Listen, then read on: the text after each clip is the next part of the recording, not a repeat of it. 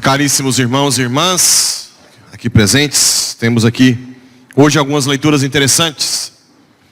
Essa primeira leitura dos Atos dos Apóstolos é o momento em que as autoridades civis, o Estado, pede para que os apóstolos parem de pregar o Evangelho, porque estava incomodando.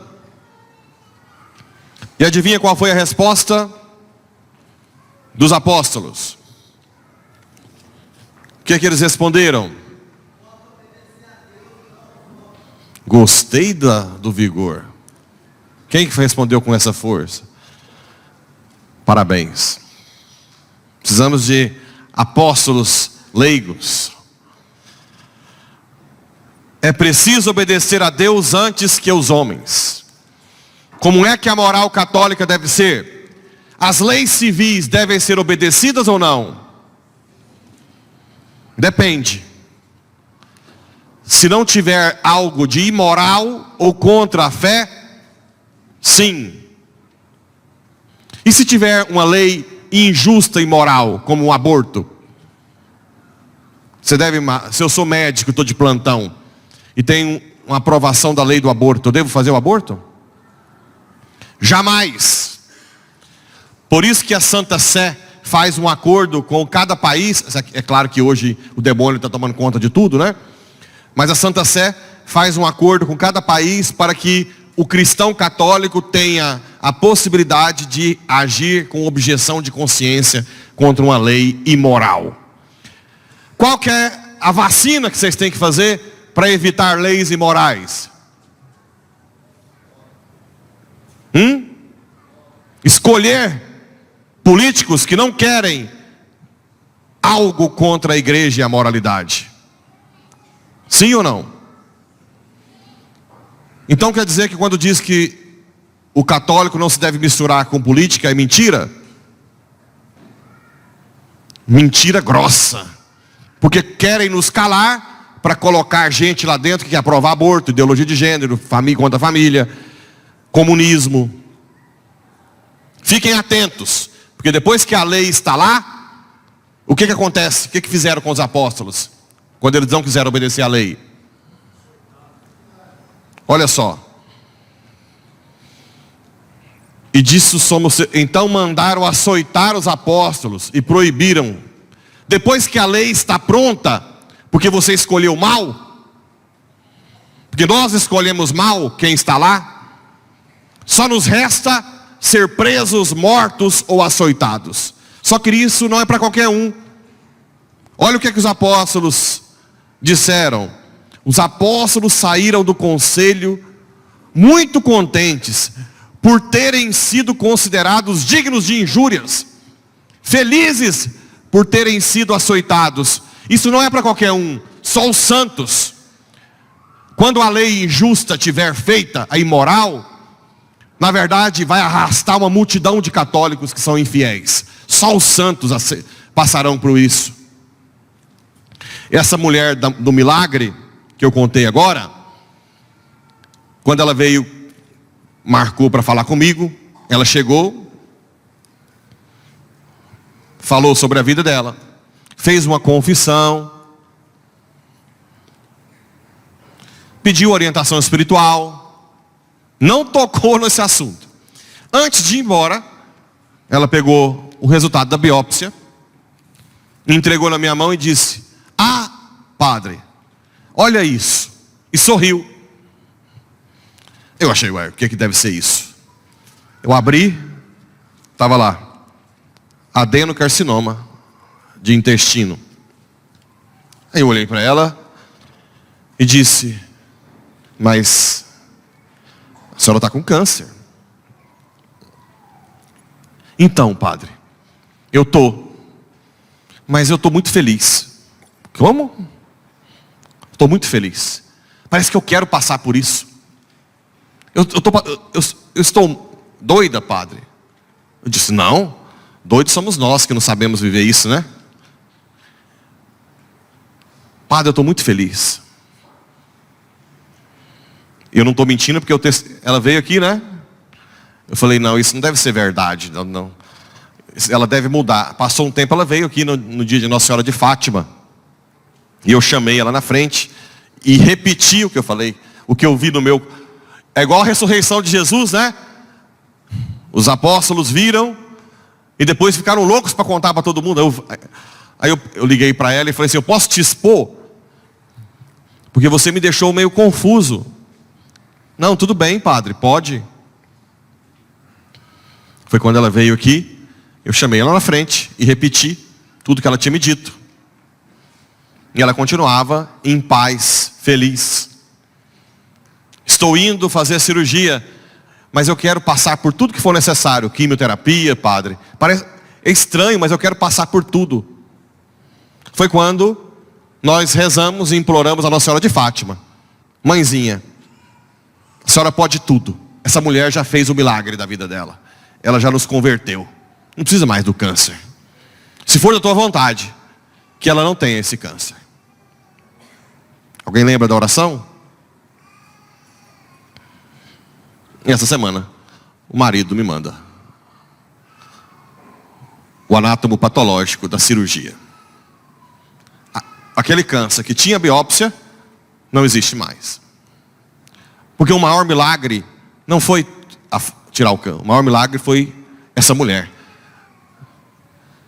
ser como os apóstolos, felizes por serem açoitados. Mas isso não é para qualquer um, viu? Isso é para gente grande, para gente que reza. Não é para religiosidade light. É para quem está em adoração, reza o terço, o rosário. Ela reza o rosário todos os dias. Ela faz a novena de Nossa Senhora de Fátima desde antes de trazer a novena para cá, dizendo ela. E levou as rosas. Levou as rosas para casa. E aí está o milagre. E o Evangelho? O que nós podemos falar do Evangelho? Jesus aparece para os apóstolos que tinham sido chamados para largar a rede de peixe e pescar homens. Estavam um pouco tristes porque viram o seu mestre ser morto, ultrajado, e voltaram tristemente para a pescaria. De repente viram Jesus, teve um rapaz, não sei de onde, acho que é do Nordeste, que me escreveu hoje, perguntando por que os apóstolos não reconheceram imediatamente Jesus, assim como os discípulos de Emaús. Por quê? Alguém sabe? Como é que é o corpo glorioso? O corpo glorioso, ele tem continuidade com as marcas da nossa vida nessa terra. Jesus mostrou as marcas dos pregos, não foi? Mas ele tem também uma descontinuidade total, que é a glória do céu. Então é um corpo que você vê sinais do que a gente viveu nessa terra, mas ao mesmo tempo totalmente cheio da glória, totalmente acima da nossa capacidade. Por isso que os apóstolos tinham dúvida, viam que era ele, pensavam, mas ao mesmo tempo com tanta glória, ficavam em dúvida. E Jesus apareceu para eles e perguntou, tem comida? E eles passaram a noite pescando. E olha que são todos pescadores, né? Ou não? Pegaram alguma coisa? E olha que interessante. Jesus, que profissão que ele tinha? Carpinteiro. E Jesus audaciosamente virou para os pescadores e disse, jogue a rede à direita da barca. Ah, mas imagina se fosse hoje um orgulhoso fazer, peraí Jesus, eu pesco desde quando eu sou moleque. Nós todos, nós te respeitamos, o senhor é carpinteiro, né? Como é que o senhor chega agora assim, depois da noite inteira, e manda nós jogar a rede? Foi isso que os apóstolos falaram ou não? O que eles fizeram? Imediatamente jogaram a rede. O que quer dizer isso, hein? Não coloque a segurança da sua vida em você. Não viva esse mundo achando que você é o centro do mundo, que você é o providente da casa. Hoje você está aqui, amanhã você está na cama de fralda, ou ali de trás, depois vocês passam lá para ver. E a sua família vai se sustentar do mesmo jeito. Tenham consciência de que Ele é tudo. E é isso que os apóstolos viram. Quando Jesus disse, joga a rede à direita, eles fizeram o quê? Morreram para si mesmos e deixaram que o Espírito agisse. Mesmo contra aquilo que humanamente era o mais provável, que os pescadores soubessem mais do que Jesus. Mas confiaram no Mestre. E quando você deixa as suas falsas seguranças e joga a rede, o Espírito Santo age. Quando você deixa de agir, renuncia a si mesmo e dá espaço para o Espírito Santo, os frutos são inimagináveis. É uma multidão de peixes, né? Mas isso não é só pescaria. O problema é que nós somos muito orgulhosos. Por exemplo, mesmo depois da conversão, quando eu trabalhava ainda como médico, mesmo convertido, eu ia à missa todos os dias, rezava o rosário no Santíssimo todos os dias. Na hora que eu ia fazer a cirurgia, adivinha o que acontecia? Esqueci de rezar. Eu tinha muita dificuldade de rezar para fazer a cirurgia, porque para mim era uma rotina tão grande, que todos os dias eu falava, nossa, esqueci de rezar. Olha que petulância. Nós temos essa tendência de achar que aquela parte ali Deus não entra. Já viram isso? Vocês que cozinham todo dia, vocês rezam antes de cozinhar? Vocês já pararam para pensar que eu, na época, se eu tivesse, imagina antes da cirurgia, Senhor, estou aqui como um servo inútil, nada sei sem ti, ilumina minha mente, guia as minhas mãos para que essa cirurgia seja para a sua glória e honra, para que esse paciente não só tenha uma cura do corpo, mas que todos os meus movimentos cure a alma dele. O que vocês acham que ia acontecer? Imagina vocês cozinhando, Senhor, abençoa todos os alimentos que eu prepararei, abençoa as minhas mãos, que todos os meus atos sejam atos do teu Espírito, que todos aqueles que comerem o alimento que prepararei sintam a tua presença, e mesmo que inconscientemente se convertam a ti, que a minha família cresça. Vocês imaginaram o que um almoço poderia virar? Imagina o açougueiro, chega o padre Pablo para comprar uma picanha, aí pega aquelas picanhas de 6 quilos, né? Aí olha assim, padre não sabe nada de carne, vende tudo como picanha, né? Padre, olha que picanha enorme. Oh, uma picanha de 6 quilos. Claro que levou colchão duro, né? Agora imagina o açougueiro que diz, Senhor, guia as minhas mãos para que eu sirva ao cliente mais do que tudo, que ele sinta a tua presença. Corta lá só aquela pontinha e diz, Padre, o senhor está enganado, não é tudo picanha, picanha é só essa partezinha aqui, o resto é colchão duro, muito mais barato, o senhor quer levar? Senhor, me guia, faça com que o meu trabalho converta, que o meu olhar seja o teu olhar, que as minhas palavras sejam tuas. Você já imaginou se todo mundo fizesse isso? Então,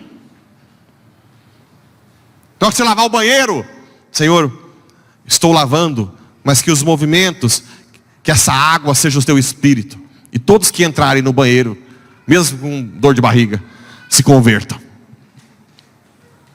Até a diarreia vai fazer bem. Tudo mudaria se nós fôssemos humildes como os apóstolos foram, de mudar, lançar a rede à direita, né? Sair da autoconfiança, do autodomínio, que tudo bem, pode ser que a minha cirurgia deu certo, Mas o máximo que acontecia, um nariz ficar sem desvio, uma plástica bonitinha, sem as amígdalas, mas estéril. Se eu tivesse rezado sempre, a minha cirurgia salvaria uma alma. Não? O açougueiro com o corte da carne salvaria almas. A dona de casa com o almoço, com a limpeza do banheiro, salvaria a família. É isso que Jesus está querendo dizer. Joga a rede à direita, você que está se achando dono da cocada preta. Confia em mim, não nas suas forças, e eu farei em você algo extraordinário. Como fez com essa Lucilene, que disse: estou feliz pelo teu câncer. Poxa, ela derreteu o céu, né? Derreteu o céu. Depois Jesus chama Pedro no canto. Pedro que disse para Jesus há um tempo atrás: Senhor, jamais eu te negarei, não é? Vou dar a vida por ti.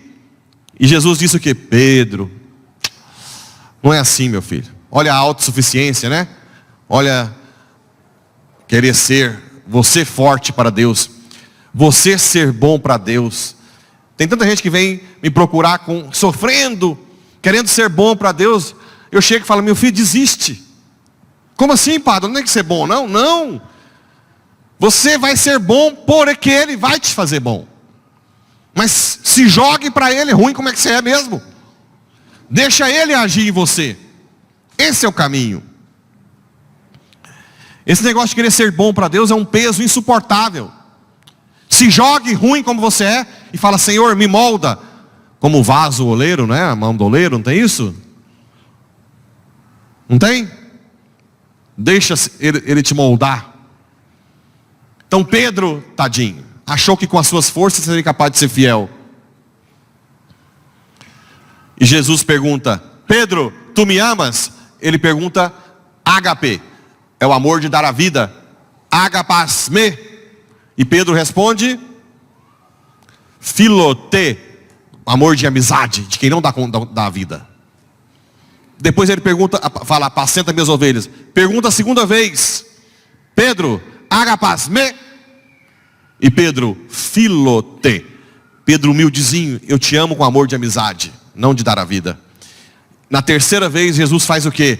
Ele faz isso conosco. O que Jesus fez na terceira vez? Não perguntou mais agapaz. Ele desceu onde estava Pedro e fez o quê? Fileas-me, você me ama com amor de amizade? E ele disse: filote. Jesus pegou Pedro e agora disse: eu vou te mostrar como você vai me amar, ágape. Pegou Pedro e pôs aqui em cima. Ora, o mesmo Pedro que ficou com vergonha da cozinheira que disse: você é um deles. O que ele fez no final da vida? Era para ser crucificado. O que ele disse? Não sou digno de ser crucificado como meu Senhor. Põe de cabeça para baixo. Uau! É o mesmo Pedro? É o mesmo? É o Pedro que morreu para si e deixou o Espírito agir. Esse é o Pedro final. Ele aprendeu com Cristo. Deixa que a igreja nasceu na fraqueza humana e na força do Espírito. Na fraqueza de Pedro e na força divina. Não queiram ser fortes. Se jogue fracamente com a sua fraqueza nas mãos de Deus. E Ele vai fazer milagres na sua vida.